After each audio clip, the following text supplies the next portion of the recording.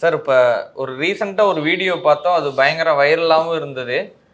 அதை வச்சு ஒரு கேள்வியாக கேட்கணும் அப்படின்னா, பேரூராட்சி, நகராட்சி போன்ற பதவிகளெல்லாம் வந்து மனைவிகளை வைத்து கணவன்மார்கள் செய்யும் லூட்டிகள் என்ன? அது வந்து எப்படி இதெல்லாம் புகார் அளிக்கிறது? ஏன்னா மனைவி தான் பேரூராட்சி தலைவியாக இருப்பாங்க. ஆனால் கணவன் எல்லாத்தையும் நிர்வாகம் பார்ப்பார்.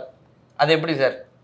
பொதுவாக பெண்களுக்கு இடஒதுக்கீட்டில் இது ஒரு முக்கியமான ஒரு பங்கு. பெண்களுக்கு இடஒதுக்கீடு வீட்டில் இருக்கிற பெண் பிள்ளைகளை வந்து அவங்க என்ன பண்ணுவாங்க, மனைவிமார்களை, ஏம்மா நீ வந்து என் சார்பாக நீ நின்று, போன தடவை நான் நின்னேன், இது வந்து பெண்களுக்கு ஒதுக்கப்பட்ட தொகுதின்னொன்னே அவங்க நிறுத்திட்டு என்ன பண்ணுவாங்க, ஒரு பெரிய சேர் இருக்கும், அந்த பெரிய சேரில் அவர் உட்கார மாட்டார். அது உட்காந்தா அது வந்து குற்றம், அதில் வந்து தலைவர் இதில் ஒரு சில பேர் அதுலேயும் உட்காருவாங்க. பக்கத்துலேயே ஒரு சின்ன சேர் போட்டுக்குவார், அதுக்கு இணையான. இவர் வந்து ஒரு அரசர் மாதிரியும் அவங்க அரசி மாதிரியும் வச்சுக்கிட்டு அதில் உட்காந்துட்டு இவர் தான் நிர்வாகம் பண்ணுவார். அந்த தலைவி வந்து நிர்வாகம் பண்ண மாட்டாங்க. நிர்வாகம் பண்ணாமல் இவர் எல்லாத்துக்கும் இவர் தான் பதில் சொல்லுவார், நான் தான் பதில் சொல்லுவேன் அப்படின்னு பதில் சொல்லிட்டு இருப்பார். இவங்க இன்னும் சமையல் தான் பண்ணிகிட்டு இருப்பாங்க வீட்டில், அந்த தலைவி. அதுவே வந்து அந்த தலைவிக்கு செய்யக்கூடிய ஒரு துரோகம் இவர்.